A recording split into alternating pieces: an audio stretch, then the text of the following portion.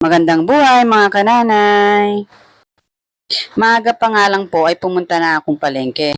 Nagdala na rin po ako ng payong dahil medyo masama ang panahon.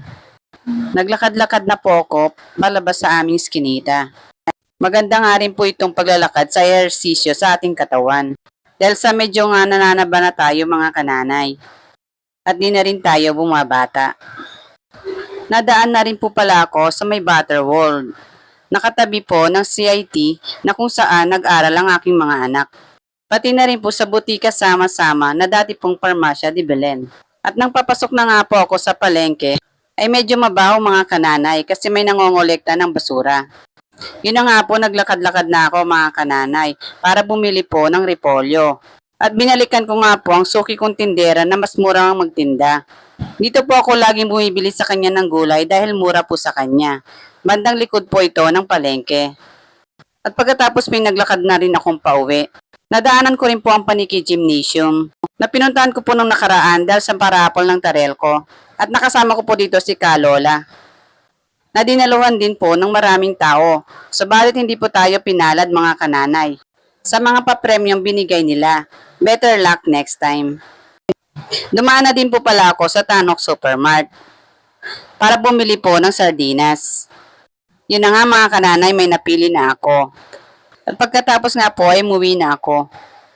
At dahil sa may bandang dulo po ang aming bahay ay naglakad na ako papasok sa aming iskinita. Yun na nga mga kananay, natatanaw ko na ang aming bahay na kulay ube. Ito po ang ginamit na kulay ni Katatay dahil paborito ko nga pong kulay. Tara, pasok na tayo mga kananay. Yun na nga, nabutan ko si Katatay na nanonood ng pelikula. Dahil sa hindi pa nga po siya nag-almusal, ay inuna ko nang niluto ang bigas. Para nga po makakain na si Katatay ng almusal.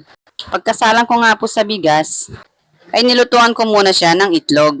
Yun na nga mga kananay, nilabas ko ng itlog sa aking pinamili. Nag-scramble na lang po ako para madaling maluto.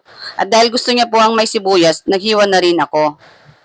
Pagkatapos nga po, ay ginisa ko na ang sibuyas. At nang medyo golden brown na po, ay binuhos ko na ang itlog.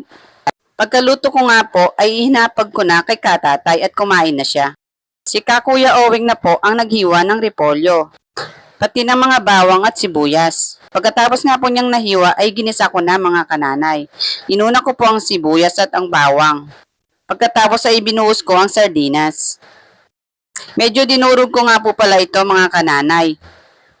At pagkakulo nga po ay nilagay ko na ang repolyo. At hinalo-halo ko ng konti.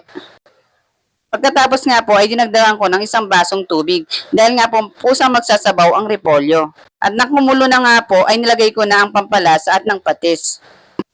At hinayaan ko pong kumulo hanggang ito'y maluto. Na siya namang pagdating ni Ate Aina at tuwang-tuwa dahil paborito niya po ito. O yan na mga kananay, luto na. Yun na nga po mga kananay, nagsandok na si Ate Aina. At nagsimula na po siyang kumain. Nasinabayan na rin po ni Kuya Owing.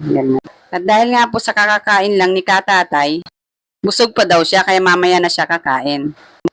Tara, kain na rin tayo mga kananay. Salamat po sa panonood, hanggang sa muli.